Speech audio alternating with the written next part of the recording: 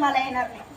जोपर्यंत तुमच्यात सावित्री घडणार नाही तोपर्यंत महात्मा फुले आपल्याला दिसणार नाही, आणि जोपर्यंत तुमच्यात रमाई घडणार नाही तोपर्यंत डॉक्टर बाबासाहेब आंबेडकर आपल्याला दिसणार नाही. कारण शिवबाला जसं घडविलं तिनं तशी जिजाऊ असावी.